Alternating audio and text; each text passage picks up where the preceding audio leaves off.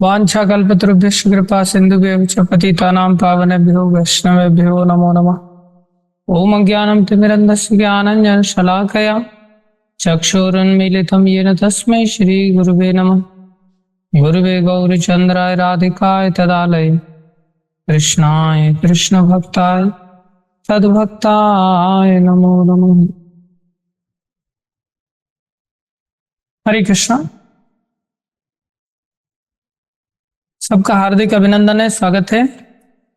आज हम तीसरे अध्याय में प्रवेश कर रहे हैं और प्रवेश करके निकल भी आएंगे आज के आज ही। कल हमने दूसरे अध्याय की चर्चा श्रवण किया था, जिसमें भगवान श्री कृष्ण ने 3 मूल बातों पर चर्चा किया। पहला, ज्ञान का मूल क्या है, वो हमने चर्चा की थी, जिसको कि भगवान ने समझाया था कि हम ये शरीर नहीं जीवात्मा है। और दूसरा चर्चा हमने किया था कि जब कोई व्यक्ति आत्मा समझ करके कार्य करना चालू करता है तो उसके जीवन में आज के कंपैरिजन में कल के दिन क्या परिवर्तन आएगा।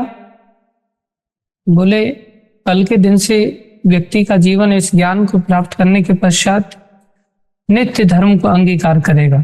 2 प्रकार के धर्मों का वर्णन किया, स्वधर्म और नित्य धर्म। स्वधर्म शरीर के स्तर का धर्म, जो हमें हमारे कर्मानुसार शरीर मिला है, कर्मानुसार स्वभाव मिला है, तो उस स्वभाव कर्म के अनुसार हमें गुण प्राप्त हुए हैं, तमोगुणी, रजोगुणी, सतोगुणी, तो उसके अनुसार हम कार्य करते हैं, ये स्वधर्म कहलाता है। और जब हम आत्मा के ज्ञान से युक्त होकर के आत्मा के स्तर से भगवान श्री कृष्ण की सेवा में अपने जीवन को लगाते हैं, बोले वो नित्य धर्म कहलाता है। तो नित्य धर्म का भगवान श्री कृष्ण ने विशेष बल देकर के समझाया और कहा कि इन दोनों धर्मों को व्यक्ति को चाहिए कि प्रॉपरली बैलेंसिंग के साथ कार्य करे।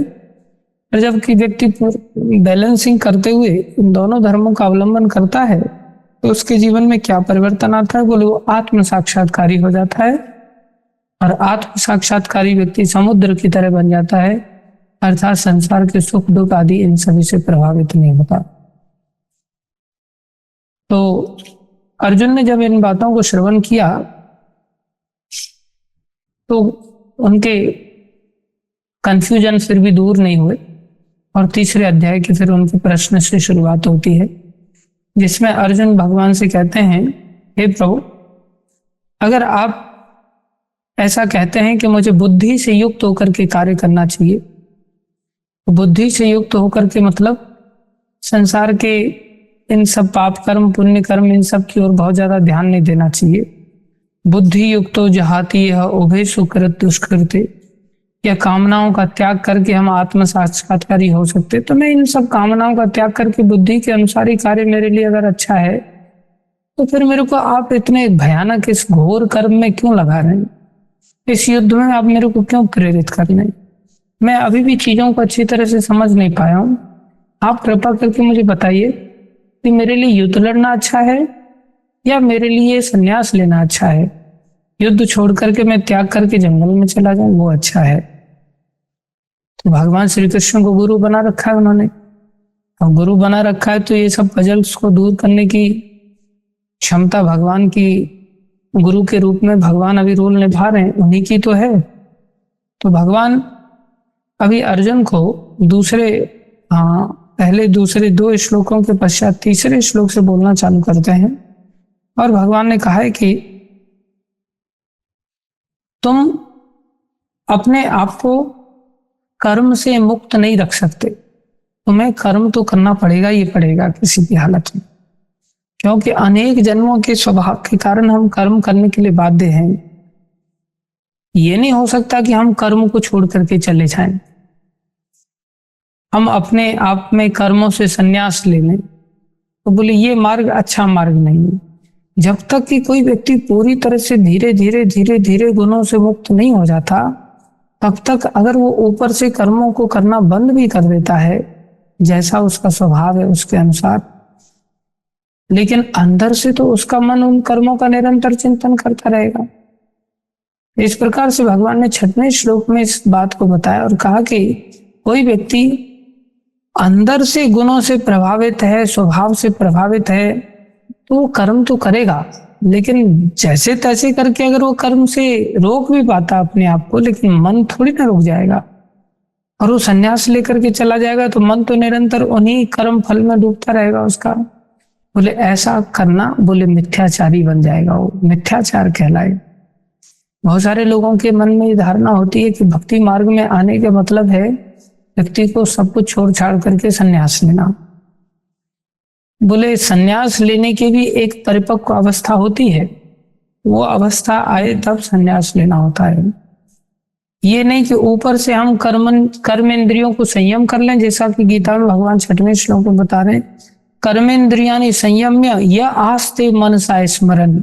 अगर कोई मन से स्मरण करता है, बोले इंद्रियार्थान विमूढ़ात्मा, वो इंद्रियों के लिए ही कार्य कर रहा है। एक प्रकार से देखा जाए तो किसके द्वारा इंद्रियों के लिए कार्य कर रहा है? बोले मन के द्वारा। मिथ्याचार असोच्यते, उसका वो संन्यास मिथ्याचार बन जाएगा। इसलिए व्यक्ति को चाहिए कि वो मिथ्याचार का शिकार ना हो और उसे क्या करना चाहिए? नियत कर्म जो उसके लिए निर्धारित शास्त्र के अंतर्गत क्षत्रिय है, वैश्य है, शूद्र है, ब्राह्मण है, या ब्रह्मचारी है, गृहस्थी है, वानप्रस्थी है, सन्यासी है, जो जिस स्वभाव के अनुसार जिस वर्ण या जिस आश्रम के अंतर्गत है, उसको जो निर्देशित कर्म किए दिए जा रहे हैं, उन निर्देशित कर्म को व्यक्ति को करना चाहिए। और भगवान कह रहे हैं कि काम तो करो, काम को छोड़ करके संन्यास लेने से काम नहीं चलेगा। काम को त्याग करके अगर संन्यास ले ले तो तुम तो मिथ्याचारी बन जाओगे। तो काम करते हुए कैसे जीवन जिए? फिर बोले काम करो लेकिन कृष्ण के लिए करो। यज्ञार्थात कर्मणो अन्यत्र, 9वें श्लोक में भगवान ने बताया, अर्थात कृष्ण के लिए। यज्ञार्थात कर्मणो अन्यत्र लोको अयम कर्म बंधना। अगर तुम भगवान के लिए कार्य नहीं करते, कोई भी तुम्हारा स्वभाव है, शूद्र का स्वभाव है तो कृष्ण के लिए करो, वैश्य का स्वभाव है तो कृष्ण के लिए व्यापार करो, ब्राह्मण का स्वभाव है कृष्ण के लिए कार्य करो, क्षत्रिय का स्वभाव है कृष्ण के लिए कार्य करो। अगर कृष्ण का कार्य छोड़ करके तुम अन्य किसी के लिए कार्य करते हो तो तुम बंधन में फंस जाओगे। और ऐसा करने से क्या होगा? तद अर्थम कर्म कौनते, अगर यज्ञ के लिए कर्म करोगे तो मुक्त संघ समाचार, तुम संसार के जन्म मरण आदि के सब बंधनों से मुक्त हो जाओगे। इसके पश्चात भगवान श्री कृष्ण ने यहां पर 10वें श्लोक से लेकर के 16वें श्लोक तक योगा लैडर के बारे में चर्चा किया कि कोई व्यक्ति एकदम से भगवान श्री कृष्ण के लिए कार्य नहीं कर पा रहा है। मान लो कोई नौकरी कर रहा है लेकिन उसका सारा फल कृष्ण को नहीं दे पा रहा है। कोई मान लो शूद्र का कार्य कर रहा है लेकिन उससे जो फल उसको प्राप्त हो रहा है वो कृष्ण को नहीं दे पा रहा है। क्षत्रिय है, सारा फल भगवान के लिए नहीं कर पा रहा है। तो एकदम से कोई व्यक्ति अगर इतने स्तर पर कार्य नहीं कर पा रहा है तो उसको क्या करना चाहिए? भगवान ने फिर 16वें श्लोक तक यहाँ योगा लैडर का विशेष रूप से वर्णन करते हैं कि किस प्रकार से व्यक्ति को योग के अंदर प्रवेश करना चाहिए। सबसे पहले व्यक्ति के लक्षण बताए, बोले उस लक्षण को कहते हैं कि उसे कर्मकांडी कहते हैं। कर्मकांडी मतलब शास्त्र के अनुसार काम करता लेकिन भगवान से उसका कोई लेना देना नहीं होता। शास्त्र उसकी इच्छाओं की पूर्ति के लिए जिन जिन यज्ञों का वर्णन कर रहा है, सह यज्ञ प्रजा सृष्टा, जैसे कि गीता में भगवान ने बताया कि मैंने यज्ञों को उत्पन्न किया है व्यक्ति की अपनी इच्छाओं की पूर्ति करने के लिए। तो उससे क्या होगा? जो देवता लोग हैं वो भी खुश हो जाएंगे और देवताओं के माध्यम से तुम भी खुश हो जाओगे। तो इसको कहते हैं कर्मकांड। कर्मकांड मतलब शास्त्र के अनुसार अलग अलग चीजों की प्राप्ति के लिए जो जो विधान बताए गए हैं, उन चीजों की प्राप्ति के लिए बोले उन विधानों का पालन करते हुए जब कोई व्यक्ति जीवन जीता है तो उसकी इच्छाओं की पूर्ति हो जाती है। इच्छाओं की पूर्ति होने से उसकी सुख की प्राप्ति होती है। हर व्यक्ति साधारण संसार में ऐसा ही सोचता है, तो उसे कर्मकांडी कहते हैं। कर्मकांडी व्यक्ति की जब इच्छाएं पूर्ति हो जाती हैं तो फिर वो धीरे धीरे आगे बढ़ता है। क्या बढ़ता है? आगे बढ़ करके विचार करता है इच्छाओं की पूर्ति में इतने वर्षों से कर रहा हूं और शास्त्रों के आधार पर मेरी इच्छाओं की पूर्ति हो भी रही है, लेकिन फिर भी मेरी आत्म संतुष्टि नहीं मिली। संसारी भौतिक इच्छाओं की पूर्ति करने से वैसे भी आत्म संतुष्टि मिल भी नहीं सकती जब तक कि कोई व्यक्ति भगवान का भक्त ना बने। तो फिर वो उससे ऊपर उठता है और इससे ऊपर उठ करके कर्मकांड से ऊपर उठ करके कर्म योगी बनता है। कर्म योगी कौन से होता है? जो कर्म करता है लेकिन भगवान से जुड़ जाता है। कर्मकांडी भगवान से जुड़ा नहीं था, भगवान की सेवा करता हुआ कर्मकांडी देखा जा सकता है, लेकिन फिर भी भगवान से जुड़ाव नहीं उसका, क्योंकि भगवान के लिए कुछ नहीं कर रहा, वो भगवान से उल्टा लेना चाहता है। इसलिए भ्रमित ना हो हम किसी भी व्यक्ति को देख करके कि अरे ये भी भक्त है। भक्त नहीं है, उसकी इच्छा कैसी है, भगवान के सामने लिस्ट चढ़ा करके सारी अपनी इच्छाओं की पूर्ति करना चाहता है वो। तो अब भगवान की इच्छा को बिल्कुल नहीं महत्व दे रहा है। कर्म योगी उसको कहते हैं जो अपनी इच्छाओं के साथ साथ ये भी समझता है कि चलो मुझे भगवान के लिए भी कुछ करना चाहिए। 100% नहीं कर सकता मैं यज्ञ अर्थात कर्मणो अन्यत्र, पूरी तरह से यज्ञ के लिए नहीं कार्य कर सकता, कृष्ण के लिए नहीं कर सकता, तो थोड़ा तो कर सकता हूं। तो जबकि व्यक्ति अपने जीवन का संसारी कामों को करते हुए थोड़ा सा फल भगवान के चरणों में अर्पित करता है, 10%, 20%, 30%, 40% सैलरी को डोनेट करना चालू कर देता है, उसे कर्म योगी कहते हैं। या विषय वस्तुएं जो कुछ भी अपने जीवन में वो कमा रहा है उसमें से जो कुछ भी वो दे सकता है आवश्यकता के अनुसार। मान लो किसी का राशन की दुकान है तो उसमें से अपना राशन भी चला रहा है, लेकिन एक बोरा हर महीने मंदिर में दे देता है, तो वो कौन कहलाएगा? कर्मयोगी कहलाएगा। कोई दुकान दवाई की कर रहा है तो अपने दवाइयों का मेडिसिन का एक बंडल बना करके वो एक बैग उठा करके सीधा मंदिर में दे देता है, ये भक्तों के लिए मेडिसिन है प्रभु जी। वो क्या है? बोले वो कर्मयोगी है। किसी की झाड़ू की दुकान है, उसमें से झाड़ू 100 झाड़ू लेकर के 50 झाड़ू ले जा करके मंदिर में दे देता है, या 10 झाड़ू ले जाके मंदिर में दे देता है। किसी के कपड़ों का व्यापार है, उसमें से थोड़ा सा कपड़ा ले जा करके ब्रह्मचारियों के लिए, बच्चों के लिए, गुरुकुल के बच्चों के लिए इस प्रकार से डोनेट करता है। तो ऐसा जो व्यक्ति आंशिक रूप से सेवा करता है उसे कर्मयोगी कहते हैं। कौन सा कर्मयोगी है? ये सकाम कर्मयोगी है। ऐसा करते करते उसकी वृत्ति और भगवान की ओर शुद्ध हो जाएगी। जब शुद्ध हो जाएगी तो फिर वो निष्काम कर्मयोगी बन जाएगा। निष्काम कर्मयोगी इसको कहते हैं, काम करेगा संसार में ही लेकिन पूरी तरह से उसका फल पूरा पूरा भगवान को सौंप देगा, उसे निष्काम कर्मयोगी कहते हैं। ये कर्मयोग से भी श्रेष्ठ है, हाँ, सकाम कर्मयोग से भी श्रेष्ठ है निष्काम कर्मयोगी। और इसका पालन जब व्यक्ति करता है तो इसका पालन करते करते उसके हृदय में इतनी शुद्धि आ जाएगी कि अपने आप ज्ञान उदय होगा। और जब ज्ञान उदय होगा तो इन संसारी कर्मों को छोड़ ही देगा, और कर्मों को छोड़ करके गीता भागवत आदि का आश्रय लेकर के आश्रम में चला जाएगा और वहां जाकर के अपने जीवन को ज्ञान योग का अनुशीलन करके चीजों को समझने की चेष्टा करेगा। और जब ज्ञान योग में पूरी तरह से स्थित हो जाएगा तो इससे ऊपर और आगे बढ़ेगा, भगवान को समझ पाएगा और भगवान का हृदय में फिर वो ध्यान करने लगेगा, उसे ध्यान योगी कहते हैं। और फिर ध्यान योग करने के पश्चात और आगे बढ़ेगा, उसको कहते हैं भक्ति योग। फिर वो भक्ति योग में पूरी तरह से भगवान का ध्यान ही मात्र नहीं करेगा बैठा बैठा, भगवान की सेवा में भी अपने आप को लगा देगा। ये टॉप मोस्ट योगा है और यही हमारी कॉन्स्टिट्यूशनल पोजीशन है, यही हमारी वास्तविक अवस्था है। तो भगवान इस प्रकार से 10वें श्लोक से लेकर के 16वें श्लोक तक इस योगा लेडर के बारे में वर्णन करते हैं। और भगवान कहते हैं कि वेदों द्वारा स्थापित यज्ञ चक्र का पालन जो नहीं करता, ये चक्र है, ऐसे ऐसे धीरे धीरे उत्पन्न होता है, उसका निश्चय ही जीवन पापमय होता है। और ऐसा व्यक्ति केवल इंद्रियों की तुष्टि के लिए व्यर्थ जीवित रहता है। इंद्रियों की तुष्टि के लिए जैसे जानवर जीते हैं ऐसे वो व्यक्ति भी जीता है। उसके पश्चात भगवान अर्जुन को कहते हैं कि अर्जुन भगवान को कहते हैं एक प्रकार से कि तो मैं तो ज्ञान में स्थित हूं ना, एक प्रकार से मेरे को तो न सकाम कर्मयोग की जरूरत है, न कर्म कांड में आकर के कुछ कर्म करने की जरूरत है, न निष्काम कर्मयोग की जरूरत है। मैं तो किताब लेकर के जंगल में जाकर के अपना भजन साधन करता हूं ना।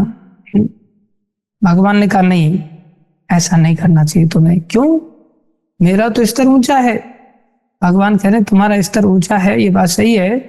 अपने लिए तो काम अपने स्तर के अनुसार लोग करते ही हैं, लेकिन ज्यादा श्रेष्ठ वो होते हैं जो दूसरों के भले के लिए काम करते हैं। तो दूसरों के भले के लिए जो आदमी करता, हो सकता है वो अपने स्तर पर बड़ा हो, लेकिन उसको थोड़ा सा नीचे उतर करके दूसरों के लिए कार्य करना चाहिए। इसको भगवान ने 21वें श्लोक में कहा, यद्यत आचरति श्रेष्ठ तत्त वेतरो जना यह स यत् प्रमाणम कुरुते लोकस्तद अनुवर्तते।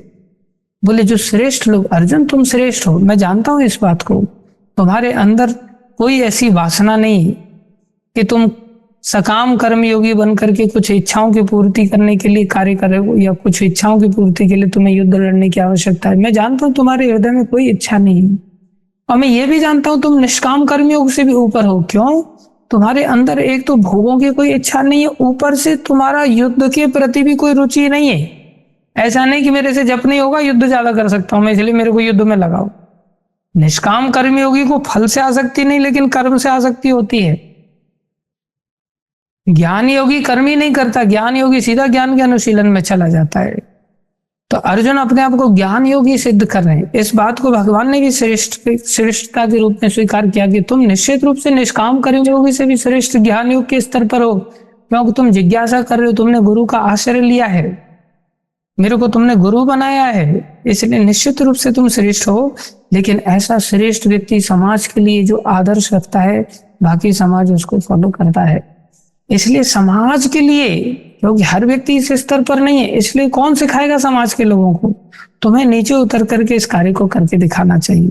इसलिए तुम क्षत्रिय कुल में उत्पन्न हुए हो, जो बाकी क्षत्रिय कुल में उत्पन्न हुए हैं उन सबकी शिक्षा, अर्थात तुम शिक्षा देने के लिए आवश्यक है कि तुम ऐसा आदर्श प्रस्तुत करो, और तुम लोगों के कल्याण के लिए अपने जीवन को मेरी आज्ञा का पालन करते हुए युद्ध में लगाओ। इसके पश्चात भगवान आगे क्या कहते हैं? बोले उदाहरण तो ठीक है, उदाहरण तो पालन करना ही चाहिए। साथ में भगवान कह रहे हैं तुमको क्या लगता है? बोले उदाहरण मैं नहीं भी प्रस्तुत करूंगा तो? बोले नहीं, तुम्हारी प्रकृति वैसी है और तुम्हें प्रकृति के अनुसार कार्य करना होगा। तुम्हें ये ध्यान रखना चाहिए कि सारा संसार में जो कुछ भी हो रहा है वो सब प्रकृति के कारण हो रहा है। इसलिए 27वें श्लोक में भगवान ने कहा प्रकृति क्रियमानानि गुणैः कर्माणि सर्वशः अहंकार विमूढ़ात्मा कर्ता अहमिति मन्यते। व्यक्ति को चाहिए कि वो अपने आप को अहंकार मैं करने वाला हूं ऐसा सोच करके कार्य ना करे। अहंकारी व्यक्ति कौन होता है? बोले अपने आप को कर्ता मानता है, वो अहंकारी होता है। मैं कर रहा हूं ऐसा सोचने वाला। जब कुछ को पता होना चाहिए सारे कार्य तो प्रकृति से होते हैं। प्रकृति मतलब 3 प्रकार के गुणों के द्वारा। गुणैः कर्माणि सर्वशः। कौन से गुण? सतोगुण, रजोगुण, तमोगुण। इसलिए जो कार्य होते हैं वो इन 3 गुणों के द्वारा होते हैं। 3 गुणों से जिसकी जैसी प्रकृति है उसके अनुसार व्यक्ति कार्य करता है। अर्जुन, मैं तुम्हें ये बात समझा देता हूं कि तुम्हें अहंकार से युक्त होकर के आदर्श नहीं रखना, बल्कि क्या करते हुए आदर्श रखना है। 30वें श्लोक में भगवान बता रहे मयि सर्वाणि कर्माणि। तुम सारे कर्म मेरे प्रति समर्पित होकर के करो। कैसे करो? संन्यास अध्यात्म चेतसा। चित्त को अध्यात्म में लगाते हुए, जिसका फल क्या होता है? निराशीर निर्ममो भूत्वा। आशा मत रखो कुछ और ममता मत रखो कुछ। निराशीर निर्ममो भूत्वा युद्धस्व विगता ज्वरा। तुम युद्ध लड़ो आलस्य छोड़ करके। ज्वर माने आलस्य, ज्वर माने बुखार। बुखार में आदमी का कुछ मन नहीं करता करने के लिए। बोले इसको त्याग करके मेरे प्रति समर्पित होकर के तुम्हें ये युद्ध अवश्य लड़ना चाहिए। जब ऐसी बात अर्जुन भगवान से सुनते हैं तो अर्जुन का बड़ा अच्छा मन हो जाता है और वो एकदम से पकड़ लेते धनुष को, और धनुष को पकड़े बोले ठीक है, अच्छी बात है, आपकी खुशी के लिए आपके प्रति समर्पित होकर के अब मैं युद्ध लड़ने के लिए तैयार हूं। और एक प्रकार से मैं समझ गया कि सारा कुछ प्रकृति से कार्य होता है, अहंकार तो करना अच्छी बात नहीं है। मैं अहंकार का त्याग करके अब आप जैसा कह रहे हैं वैसा करूंगा। एकदम से उत्साहित हो जाते हैं। जैसे हम लोग भी कई बार कथा सुनते हैं ना तो एकदम से उत्साहित हो, ठीक है बात समझ में आ गया, अब हम कल से ऐसा ही करेंगे। लेकिन जैसे ही संकल्प ऐसा आता है कि हाँ कल से एकादशी का अच्छी तरह से पालन करेंगे, 16 माला नियम से करेंगे, सुबह जल्दी उठ करके मंगल आरती आदि करेंगे, और संसार कुछ नहीं है, संसार में सब कुछ प्रकृति से होता है। व्यक्ति को फालतू में अहंकार करने की जरूरत नहीं कि मेरी वजह से माँ बाप का पालन होगा, मेरी वजह से पत्नी और बच्चों का पालन होगा, मेरी वजह से नौकरी चाकरी होगी, मेरी वजह से घर चलेगा, मैं अगर घर को छोड़ दूंगी तो बच्चों को कौन पढ़ाएगा लिखाएगा। ये हमारी अज्ञानता है। हाँ, एक मेरे चाचा चाची रहते थे, हाँ, मथुरा में। घर से अलग हो गए, वो जॉइंट फैमिली में पहले रहते थे तो अलग होकर के रहने लगे। चाचा बॉर्डर सिक्योरिटी फोर्स में थे, बीएसएफ में थे। चाची मथुरा में 3 बच्चों का पालन कर रही थी। तो मेरे मन में आया कि इनको बोलो भाई मंदिर में आकर के रात दिन भक्ति करो और इन बच्चों को भी लेकर के आ जाओ। लगे तो बोले मैं तो आ जाऊंगी, लेकिन बच्चों के लिए रोटी कौन बनाएगा सुबह सुबह, कौन इनको टिफिन देगा, कैसे ये पढ़ेंगे, कैसे पलेंगे, कैसे क्या होगा। तो एक दिन क्या हुआ, चाचा चाची में आपस में थोड़ा झगड़ा हो गया किसी बात को लेकर के, और गलती से चाची ने डराने के लिए, आजकल की माताएं ऐसा करती हैं कि बोले मैं मर जाऊंगी, मैं मर जाऊंगी, ये बहुत बड़ी धमकी होती है माताओं की। और मरने का नाटक करते करते उसने कुछ ज्यादा ही दिखाते दिखाते क्या हुआ, कैरोसिन का कैन रखा था, वो कैरोसिन अपने ऊपर छोटा सा थोड़े से कपड़े पर उसने डाल भी लिया। और डाल भी लिया तो दूर से ही ऐसे धमकी दे रही, जला लो माचिस की तीली को लेकर के, जला लो, मतलब डरा रही थी।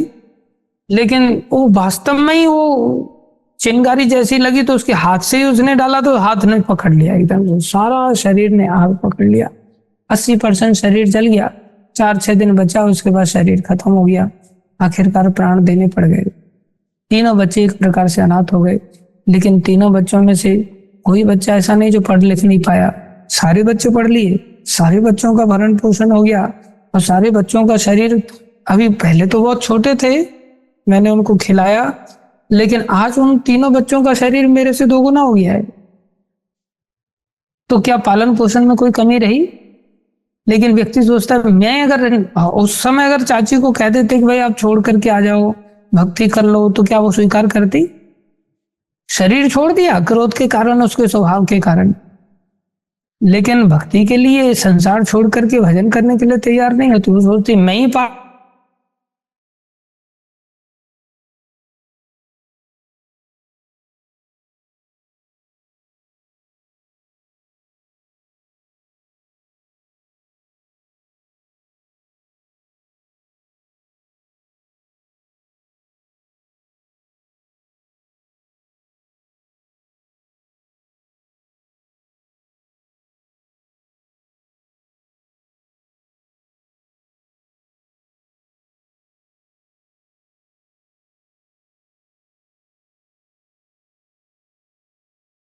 हरे कृष्णा।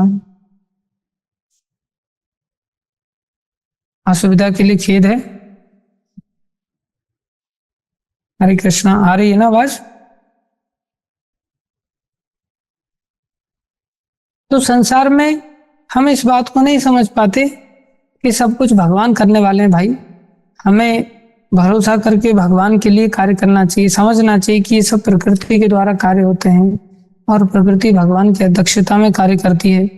इसलिए हमें अपने जीवन को भगवान के शरणागत होकर के, जैसा कि इस श्लोक में भगवान बता रहे, मई सर्वाणी कर्माणि संन्यस्य अध्यात्म चेतसा, चित्त में अध्यात्म को लाओ और भगवान को समझो, और निराशी निर्ममो भूत्वा, आलस्य छोड़ करके, भगवान का आदेश है कि युद्ध में हमें तत्पर हो जाना चाहिए, अर्थात जो भगवान आदेश दें वो हमें पालन करने की चेष्टा करनी चाहिए।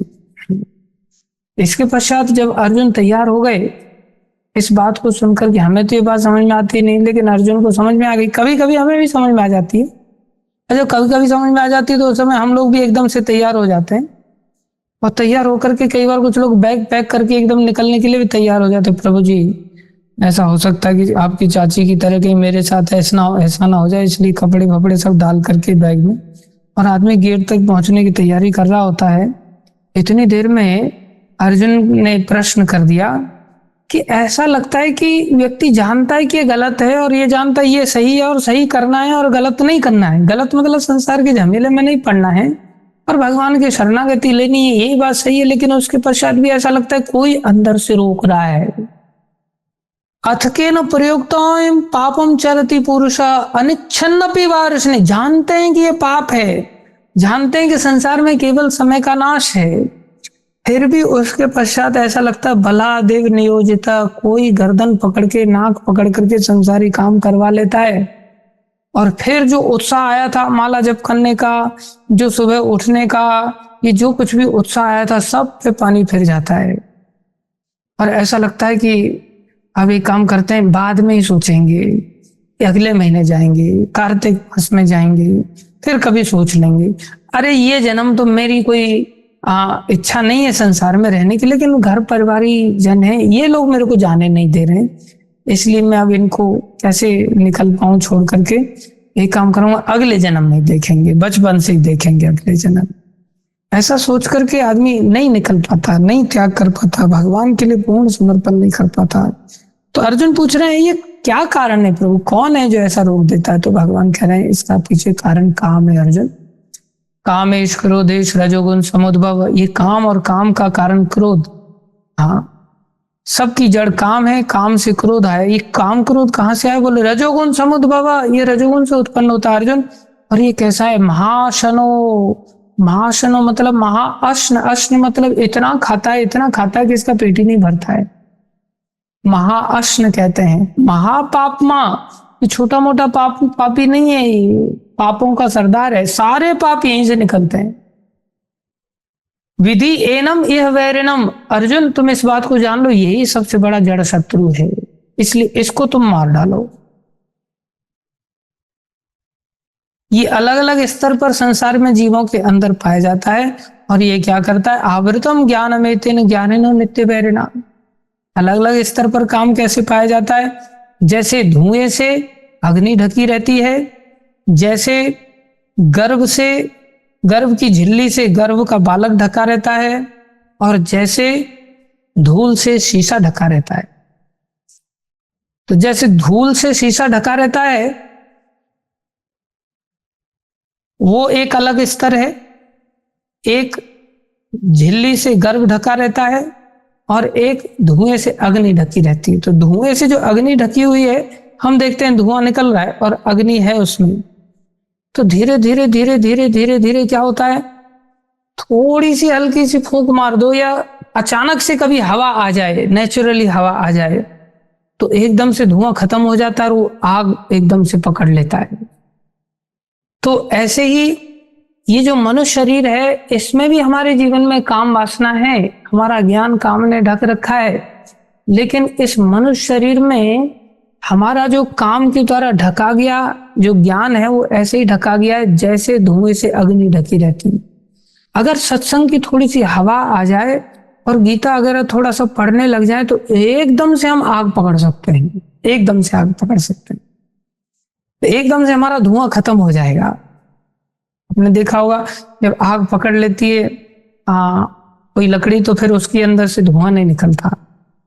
तो ऐसे हमारा जो काम है, अगर हमने सत्संग की थोड़ी हवा लगा दी, गीता की थोड़ी हवा लगा दी, भजन की थोड़ी हवा लगा दी, तो एकदम से हमारा काम नष्ट हो जाएगा। दूसरा ढकना कैसा है?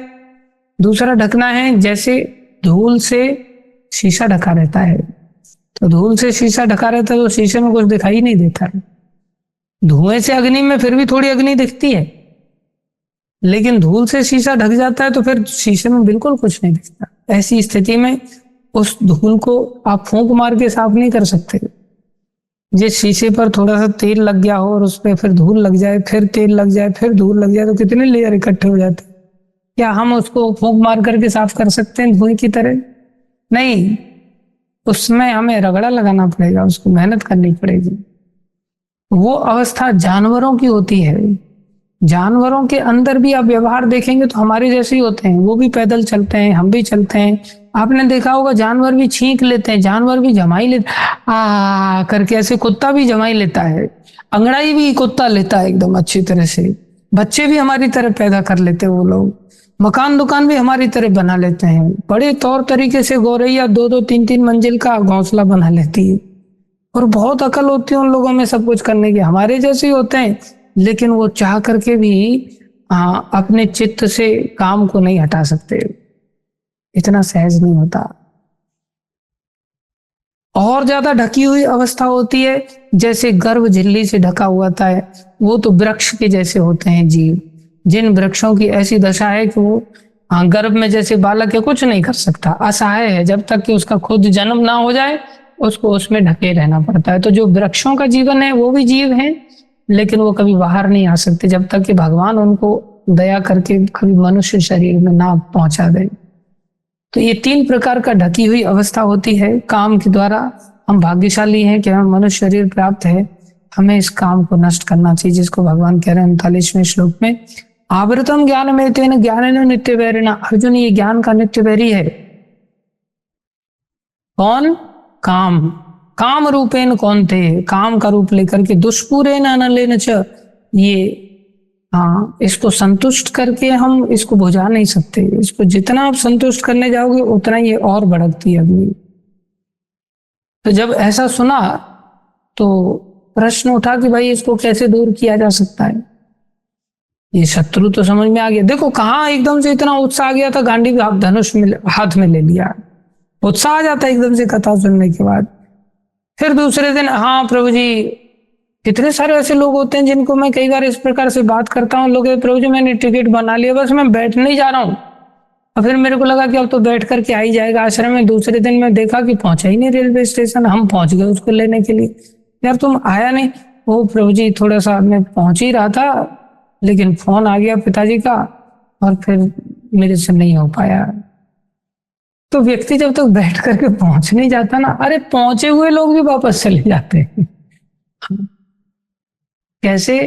काम के कारण। तो इस काम को नष्ट करना पड़ेगा। तो नष्ट कैसे किया जाए? भगवान से पता तो चल गया कि नित्य वैरी है। नित्य वैरी मतलब सबसे बड़ा शत्रु है। तो इसको कैसे दूर किया जा सकता है? बोले पहले इसको समझ लो ये रहता कहाँ है। तो भगवान बता रहे हैं ये 3 जगह पे रहता है। अर्जुन, इसकी जगह पहले समझ लो कि कहाँ कहाँ रहता है ये काम। इंद्रियानी मनोबुद्धिर अस्य अधिष्ठानम उच्यते। इसके अधिष्ठान, इसकी रहने की जो जगह है अर्जुन, 3 जगह हैं। कौन सी? इंद्रियानी मनोबुद्धि। इंद्रियों में बैठा रहता है, मन में बैठा रहता है और बुद्धि में बैठा रहता है। इसलिए तुम्हें इन 3 जगहों के बारे में ज्ञान होना चाहिए और इसको 3 जगह से आपको खदेड़ना है। और इसी ने क्या किया है? ज्ञान विज्ञान सब नाश कर दिया है इसने। तुम क्या करो? तुम्हें इसको नष्ट करना होगा। ये सबका विनाश करने वाला कौन है? ये ज्ञान तथा आत्म साक्षात्कार के इस विनाशकर्ता का वध करो। वध करो मतलब मार डालो पूरी तरह से। ऐसा नहीं कि इसकी पिटाई लगाओ, इसको जूते मारो, इसको झाड़ू मारो रोज, नहीं। ऐसा इसके पीछे हाथ धो करके पड़ जाओ कि पूरी तरह से खत्म ही हो जाए। अगर तुमने इसको खत्म नहीं किया तो ये तुम्हारे आत्म साक्षात्कार को खत्म कर देगा, ये ज्ञान को खत्म कर देगा। सारे श्लोक रटे रटाए सब खत्म हो जाएंगे और विज्ञान को भी खत्म कर देगा। तुम्हारे जीवन में जितने भी भक्ति के अंग हैं उनको भी खत्म कर देगा। इसलिए अगर इसे खत्म करना चाहते हो तो तुम्हें समझ होना चाहिए कि कहाँ कहाँ रहता है और इसको कैसे खत्म किया जा सकता है। भगवान ने बताया, हालांकि बोले इंद्रियानि परान्याहु, इंद्रियों से श्रेष्ठ है, शरीर से श्रेष्ठ इंद्रियां हैं और इंद्रियों से श्रेष्ठ मन है। इंद्रियेभ्यः परमं मन मनसस्तु परा बुद्धिर बुद्धे परतस्तु सह।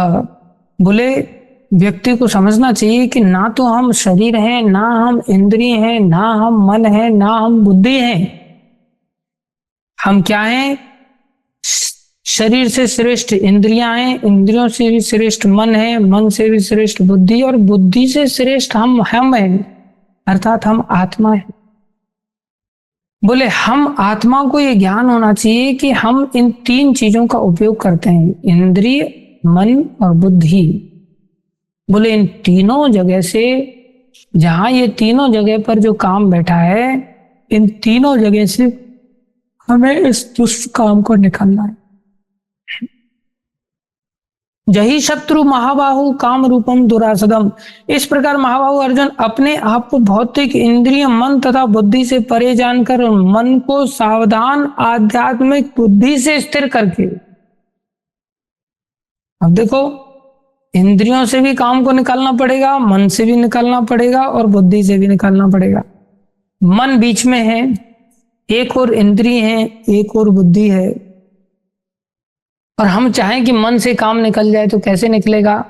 इधर भी दरवाजे पे वो बैठा है और उधर भी बैठा है, दोनों जगह से सप्लाई जारी कर रहा है। तो हमें पहले इसको क्या करना पड़ेगा? दो जगह से टारगेट करना चाहिए, इंद्रियों की ओर से भी और बुद्धि की ओर से भी। जब हम इसे दोनों ओर से टारगेट कर देंगे तो बीच वाला जो मन है ना, उसमें से इसको भागना ही पड़ेगा, क्योंकि इसकी सप्लाई बंद हो जाएगी ना। ये सप्लाई कहां से लेता है? इंद्रियों से लेता है या बुद्धि से लेता है, और फिर मन में आनंदित होता है। इसलिए इंद्रियों को अगर भगाना है, इंद्रियों से अगर काम को भगाना है तो क्या करना पड़ेगा? बोले इंद्रियों को राम की सेवा में लगा दो। और अगर बुद्धि से अगर ये दुष्ट काम को निकालना है तो बुद्धि में भगवान को डाल दो, अर्थात भगवान के वचन बिठाना चालू कर दो। गीता, भागवत, रामायण, महाभारत आदि इन सब ग्रंथों को बुद्धि में अंदर डालना चालू कर दो। तो इधर से बुद्धि में डालो और इधर से इंद्रियों को यूज कर लो, मन में से अपने आप निकल जाएगा, चिंता मत करो, फुर्सत मत दो बस इसको। ये करना पड़ेगा, इसको ABCD फॉर्मूला कहते हैं। सबसे पहला ए फॉर एसोसिएशन, जिसमें हमें भक्तों की संगति करनी चाहिए। ध्यान दो, ना तो हम इंद्रियों को भगवान की सेवा में लगा सकते हैं, ना ही हम बुद्धि को भगवान की सेवा में लगा सकते हैं, जब तक कि हम भक्तों की संगति में ना आए।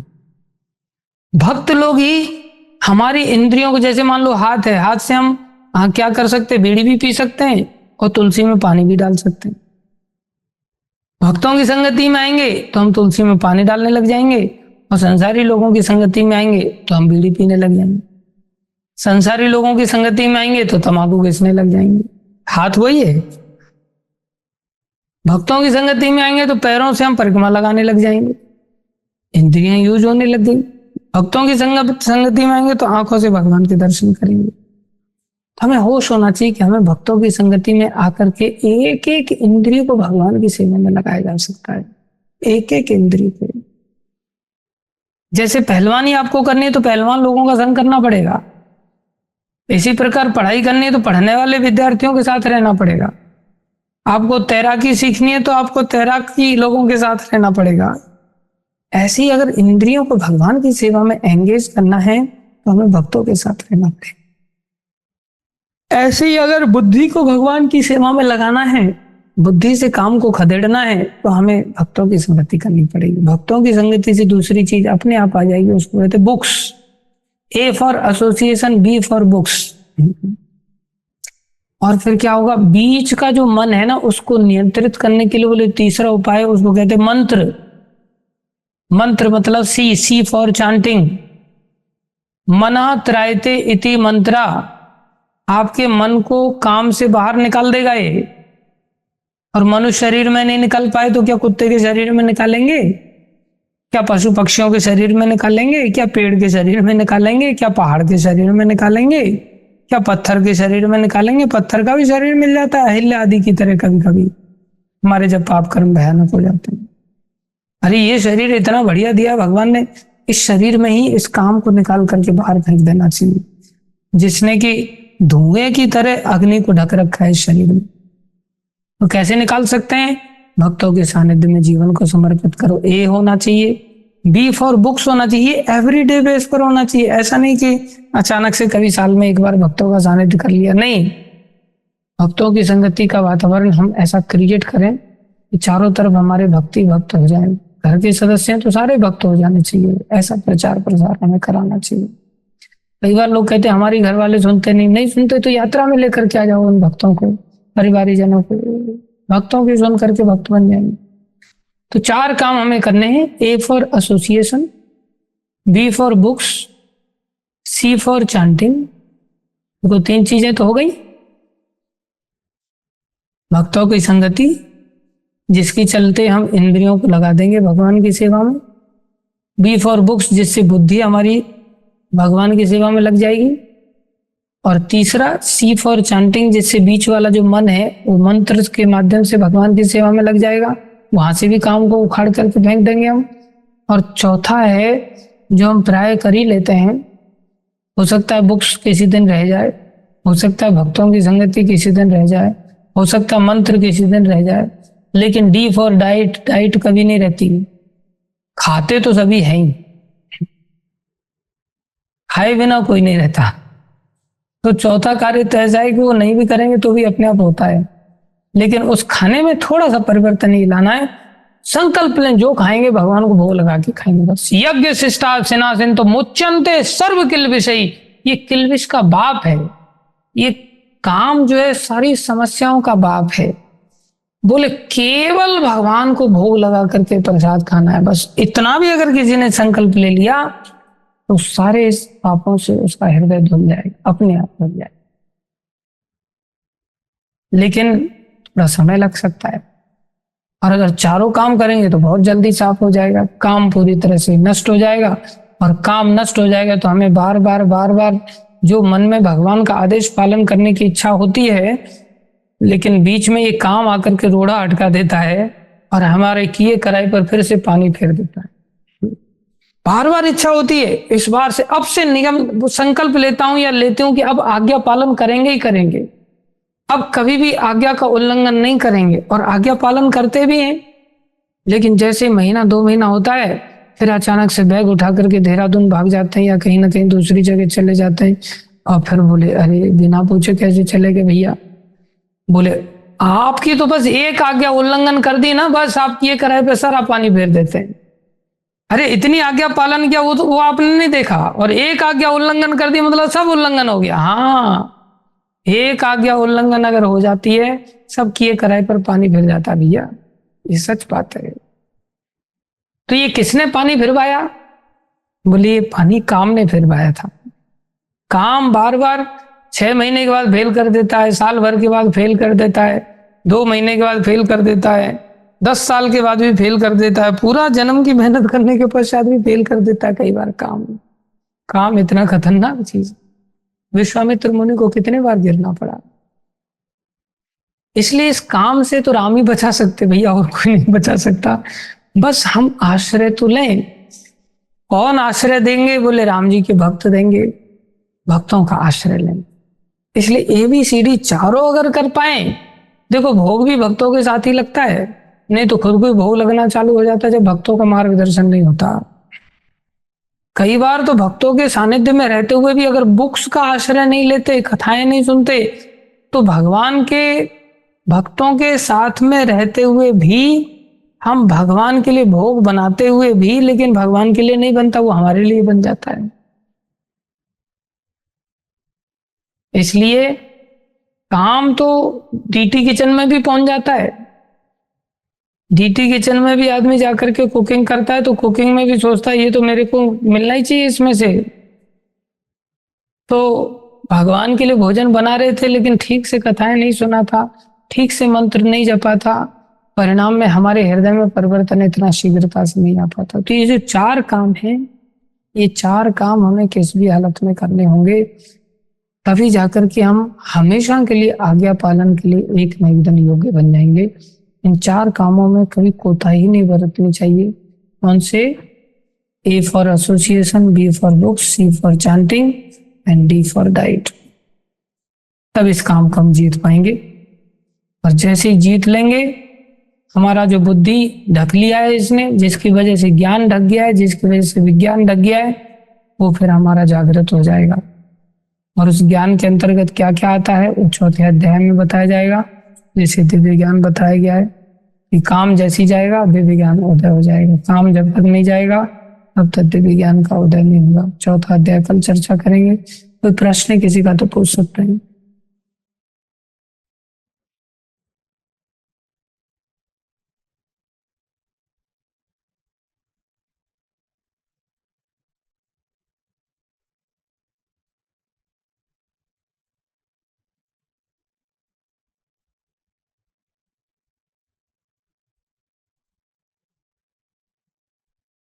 यस बिंदु माता जी।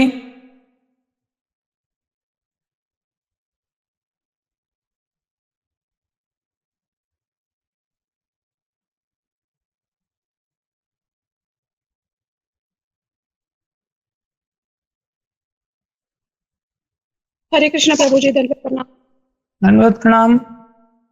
हाँ जी प्रभु जी, जैसे कल अध्याय 2 का सार बताया आपने, तो उसमें था कि अध्याय का नाम है गीता सार, लेकिन उसको सांख्य योग भी बोलते हैं।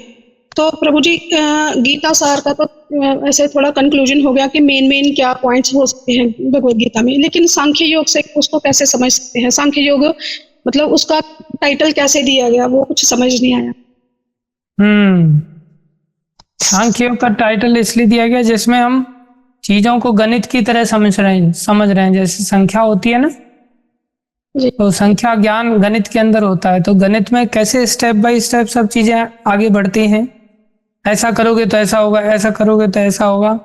इसी प्रकार से भगवान ने इसको स्टेप बाय स्टेप समझाया, जिसमें बड़े गणित की तरह चीजों को समझाया कि भाई हम ये शरीर नहीं, हम शरीर क्यों नहीं है, क्योंकि भगवान ने देहिनो अस्मिन यथा देह वाला सुंदर श्लोक सुनाया, वस्त्रों का उदाहरण दिया, बड़े सुंदर सुंदर उदाहरण देकर के भगवान ने चीजों को समझाया, एनालिसिस करते हुए। थोपा नहीं कोई भी चीज हमारे सर पर। जैसे किसी गणित के सवाल को टीचर समझाता है तो कैसे सिस्टमेटिकली समझाता है, ऐसे भगवान ने सिस्टमेटिकली समझाया और बताया कि तुम शरीर नहीं आत्मा हो। फिर उसका परिणाम आगे बताया कि अगर तुम इस स्तर पर कार्य करना चालू कर देते हो तो तुम्हारे जीवन में नित्य धर्म का भी प्रवेश हो जाएगा, स्वधर्म के साथ साथ।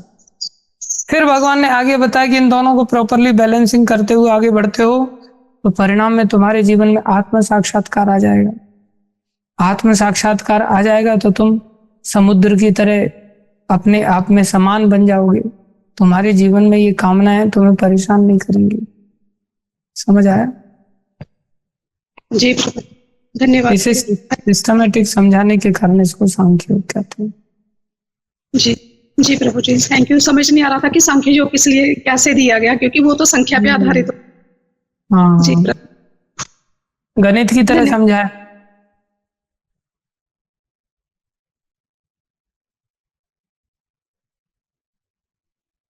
यस किशन जी।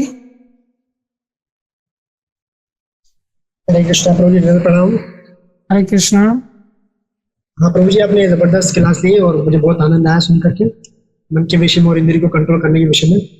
तो प्रभु जी, आपने जो एबीसीडी बताई है कि एसोसिएशन और जो भगवद गीता जो कहा है कि अपने बुक रीडिंग करना चाहिए हमें, ठीक है ना, और उसके बाद चांटिंग है हमारे पास, और डाइटिंग है हमारे पास, ये ना प्रभु? आवाज आ रही है मेरी प्रभु? आ रही है। हाँ। तो प्रभु कभी कभार ऐसा होता है कि हमें समय प्रॉपर तरीके से मिल नहीं पाता हमें, तो भक्तों का एसोसिएशन तो कम ही हो पाता है क्योंकि हम लोग दूर रहते हैं भक्तों से। तो या तो हम बुक रीडिंग कर लेते हैं या फिर चैटिंग चैंटिंग जो है उस पर हम काम कर लेते हैं। लेकिन इनमें से सबसे मोस्ट हमारे लिए क्या जरूरी है जिससे हम मन को कंट्रोल कर सके या इंद्रिय को जो है इस काम को रोक सके? तो कंडीशन कभी भक्तों की कैसी होती है, कभी कैसे हो जाती है कि वो उसी तरीके से चमकार चैंटिंग पूरी नहीं कर पाते या बुक रीडिंग नहीं कर पाते कभी बार।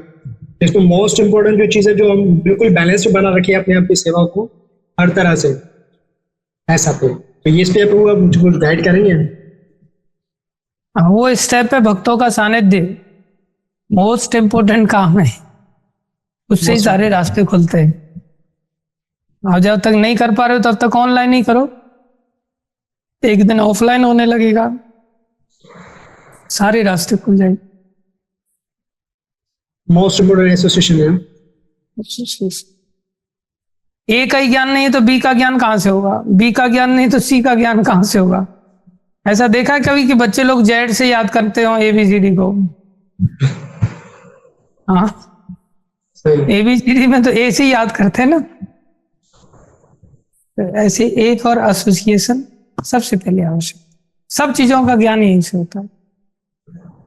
सही प्रभु। तो अगर हम एसोसिएशन करते हैं, हम सोचते हैं भक्तों का संग करना चाहिए, साधु संग करना चाहिए, लेकिन फिर सोचते हैं कि चांटिंग भी हमारा प्रॉपर होना चाहिए था कि हम लोग ऊपर तरीके से जो है वो ज्यादा हो, कि वो चांटिंग पे ज्यादा जोर दिया जाता है।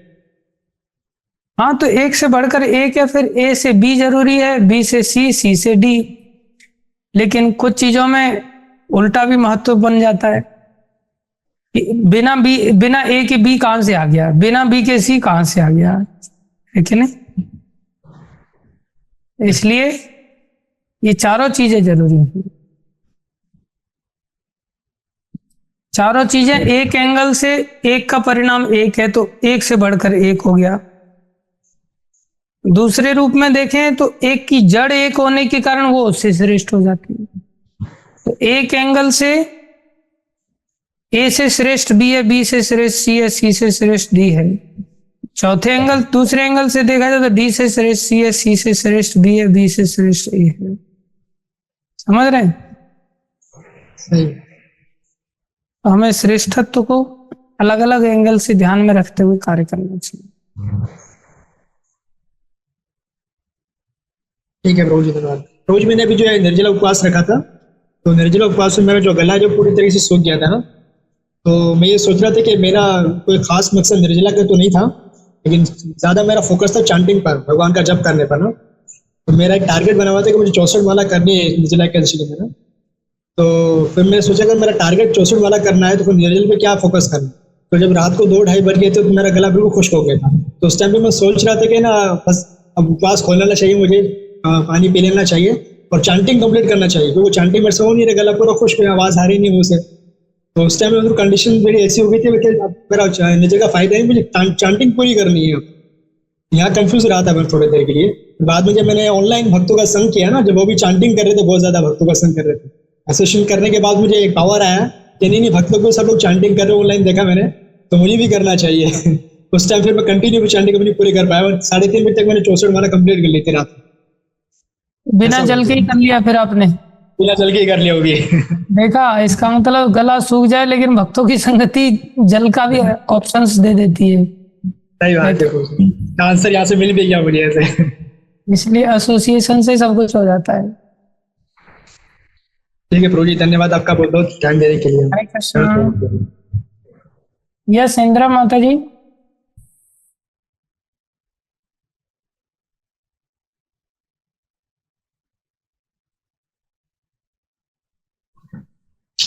सादर दंडवत प्रणाम प्रभु जी। माता जी। प्रभु जी, मैं ये पूछना चाह रही थी, जैसे अभिषेक तो है, बुक में श्रवण भी आ सकता है ना? ये बुक पढ़ने से श्रवण ही है, लेकिन फिर जी वैसा श्रवण भी होना चाहिए जी। और डाइट से कैसे होगा डाइट? भक्ति का? भगवान को भोग लगा के खाना। जी जी प्रभु जी, ये जो आजकल जो ये अध्यायों का समरीकरण चल रहा है, या ये जो वो चल रही है, ये बहुत अच्छी, इसमें नई नई बातें आपने बताई हैं।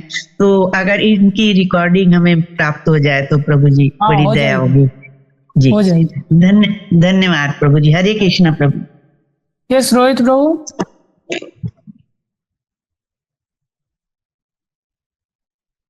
हरे कृष्ण प्रभु जी, इनका क्वेश्चन है इनका।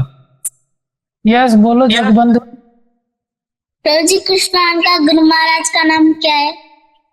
हाँ, कृष्णान का गुरु महाराज इस्कॉन का? नहीं, कृष्ण जी के गुरु महाराज का नाम क्या है पूछ रहे? कृष्ण जी के गुरु जी का नाम है संदीपनी मुनि। संदीपनी मुनि। संदीपनी मुनि। और प्रभु जी, इनका भी एक क्वेश्चन है। हरे कृष्ण प्रभु जी, दंडवत प्रणाम। प्रणाम। नारद मुनि जी जब नारायण जी को अभिशाप दिए थे कि वो दूसरा जन्म में वो मनुष्य अवतार लेंगे, लेकिन ये अभिशाप क्यों दिए थे? वो श्राप इसलिए दिए थे कि नारद जी का एक राजकुमारी से विवाह होने जा रहा था, तो विवाह के बीच में ही भगवान वो राजकुमारी से खुद ही विवाह करके चले गए। तो नारद जी को बड़ा बुरा लगा कि इतने दिन से मैं साधु बन के ब्रह्मचारी बन के जी रहा था, थोड़े दिन मैं भी गृहस्थ के सुख भोग लेता तो आपका क्या बिगड़ जाता। आप मेरे जिससे शादी होने वाली थी उसी को आप उठा करके ले गए, बताओ। आपने मेरे साथ ही अच्छा नहीं किया। मैं सोच रहा था सब गृहस्थ में आनंद ले रहे हैं, थोड़ा मैं भी ले लेता। तो बोले मैं आपको शाप देता हूँ, आपको दूसरे का सुख सहन नहीं होता, आप दूसरे के सुखों से देख करके जलते हैं, इसलिए मैं आपको शाप देता हूँ। आपको भी मनुष्य शरीर धारण करना पड़ेगा और आपकी स्त्री का भी ऐसे ही हरण भी हो जाएगा, तब आपको पता चलेगा। ऐसे भगवान की माया थी, थोड़ा ऐसा करना पड़ा। इसके पीछे और लंबी घटनाएं फिर कभी बताएंगे। ठीक है। हरे कृष्णा। धन्यवाद प्रभु जी। हरे कृष्ण प्रभु जी। और यस राजकिशोर प्रभु।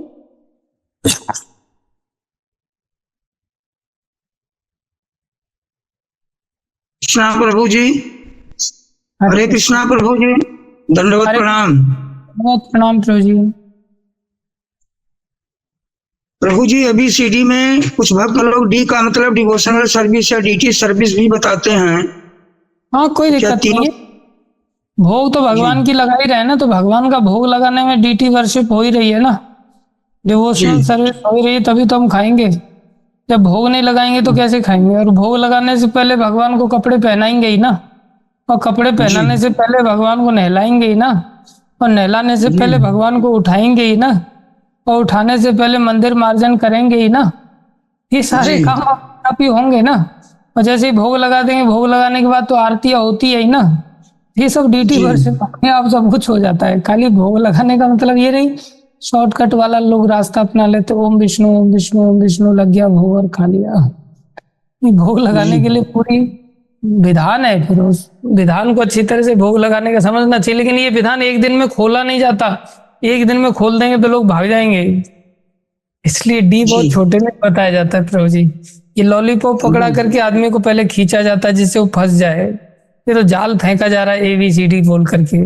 बाकी ABCD बहुत बड़ी बड़ी है प्रभु जी, इतना आसान नहीं है। ठीक है, धन्यवाद प्रभु जी। हरे कृष्ण। हरे कृष्णा, हरि बोल। थैंक यू, धन्यवाद सभी भक्तों का धैर्य पूर्वक श्रवण करने के लिए। यस शोभित प्रभु,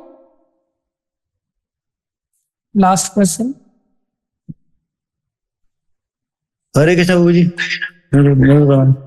प्रणाम प्रभु जी। प्रभु जी, आपने अभी कल बताया था कि जैसे भक्त लोग भी अपने बच्चों को भौतिक पढ़ाई पे जोर देते हैं, तो प्रभु जी इससे कैसे छुटकारा पाया जाए? क्योंकि बच्चों को भौतिक पढ़ाई भी जरूरी है। हाँ, बच्चों को गुरुकुल में डाल दिया जाए भक्तों के निर्देशन में, फिर उनके लिए जो जरूरी है वो लोग करेंगे। हमें चिंतित होने की जरूरत नहीं है कि कौन से बच्चे के लिए भौतिक पढ़ाई में क्या जरूरी है। जब हम गुरुकुल में डाल देंगे बच्चों को तो अपने आप ही उनका सब तरफ से ध्यान रख लिया जाएगा। अगर फ्यूचर में बच्चे बड़े होकर ऑब्जेक्ट करते हैं कि हमें तो पिताजी ने पढ़ाया ही नहीं भौतिक जीवन का, हम कैसे क्या करें लाइफ में? कुछ ऑब्जेक्शन नहीं करेंगे, वो चिंता करने की जरूरत नहीं है। ठीक है, हरे कृष्णा प्रभु। हरे कृष्णा, थैंक यू, धन्यवाद सभी का धैर्य पूर्वक श्रवण करने के लिए। भगवान की वाणी भगवतीता की जय, श्रील प्रभुपाद की जय, श्री गुरु महाराज की जय, अनंत कोटि वैष्णव वृंद की जय, आप सब भक्तों की हरे